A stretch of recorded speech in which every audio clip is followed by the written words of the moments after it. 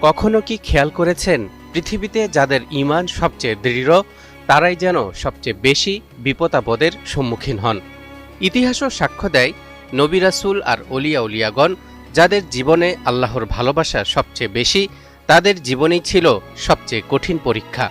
কেন এমনটা হয়? এটা কি আল্লাহর অসন্তোষের চিহ্ন, নাকি এর পেছনে রয়েছে অন্য কোনো উদ্দেশ্য? দর্শক, কোরআন এবং হাদিসের আলোকে আজ আমরা এ বিষয়টি জানার চেষ্টা করব। সঙ্গেই থাকুন। প্রথম কথা হচ্ছে, মানুষ ঈমানদার হোক আর কাফের হোক, নেককার হোক আর পাপী হোক, সবার জীবনেই বিপদ আপদ আসে। মনের বেদনা, শরীরের অসুস্থতা, প্রিয়জনকে হারানো এবং সম্পদের ক্ষয়ক্ষতি থেকে কোনো ব্যক্তি নিরাপদ নয়। রোগ শোক, বালা মুসিবত, দুঃখ কষ্ট ইত্যাদি অন্য সবার মতো একজন মুমিনের জীবনেরও অবিচ্ছেদ্য অংশ। জীবনের চলার পথে কঠিন ব্যর্থতা, ভয়ানক বিপর্যয় ও প্রাকৃতিক দুর্যোগ ইত্যাদি তাকেও মোকাবেলা করতে হয় প্রতিনিয়ত।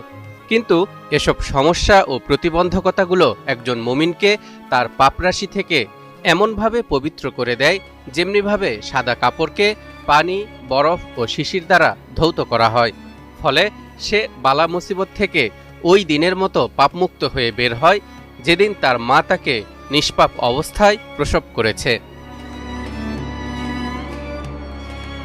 রাসূলুল্লাহ সাল্লাল্লাহু আলাইহি ওয়াসাল্লামকে একবার জিজ্ঞেস করা হলো, মানব সমাজে সবচেয়ে বেশি বিপদগ্রস্ত কারা? জবাবে তিনি বললেন, নবীগণ, অতঃপর তাদের নিকটবর্তী নেককার ব্যক্তিগণ, অতঃপর তাদের নিকটবর্তীগণ। মানুষ তার দিন অনুযায়ী বিপদগ্রস্ত হয়।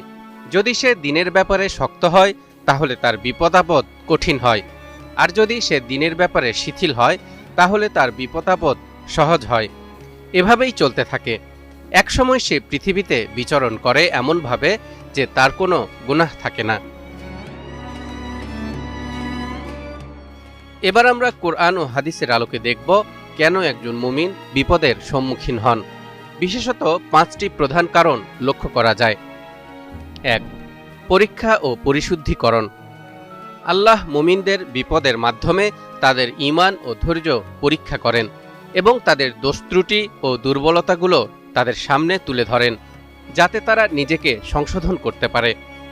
আল্লাহ তাআলা বলেন, أحسب الناس أن يتركوا أن يقولوا آمنا وهم لا يفتنون ولقد فتنا الذين من قبلهم فليعلمن الله الذين صدقوا وليعلمن الكاذبين। মানুষ কি মনে করে যে আমরা ঈমান এনেছি বললেই তাদের ছেড়ে দেওয়া হবে আর তাদের পরীক্ষা করা হবে না?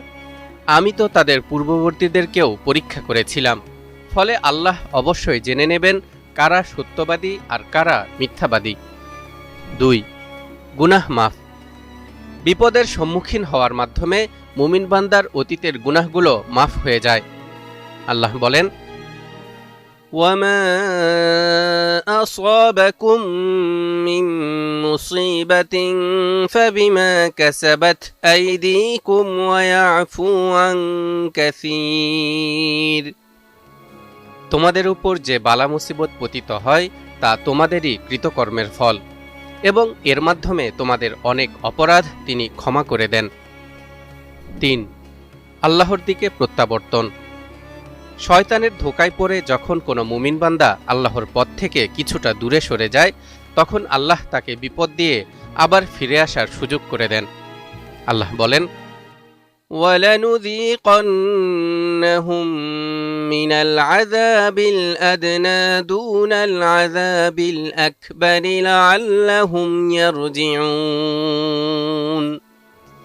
গুরুতর শাস্তির আগে আমি তাদেরকে অবশ্যই লঘু শাস্তি আস্বাদন করাব, যাতে তারা অনুশোচনা নিয়ে ফিরে আসে। 4. ধৈর্য ও কৃতজ্ঞতার পরীক্ষা। আল্লাহ তার বান্দাদের বিভিন্নভাবে পরীক্ষা করেন।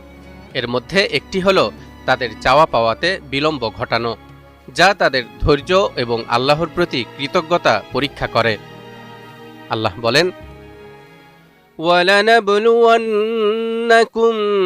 بِشَيْءٍ مِّنَ الْخَوْفِ وَالْجُوعِ وَنَقْصٍ مِّنَ الْأَمْوَالِ وَالْأَنفُسِ وَالثَّمَرَاتِ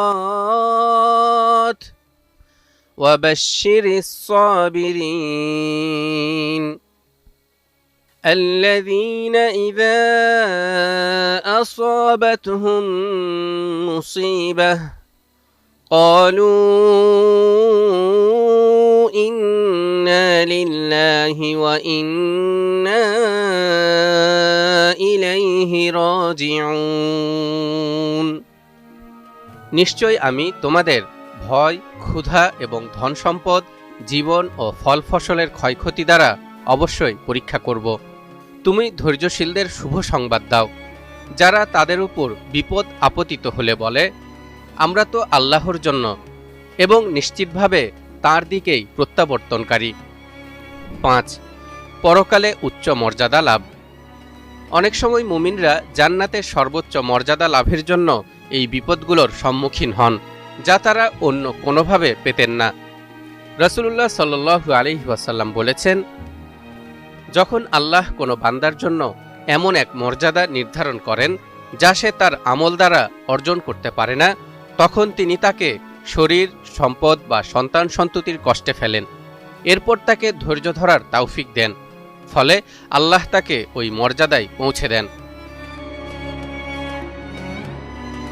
আমরা যারা নিজেদেরকে মুমিন দাবি করি, আমরাও যখন বিপদে পড়ি তখন হয়তো ভাবি, আল্লাহ আমাকে এত বিপদ কেন দিচ্ছেন?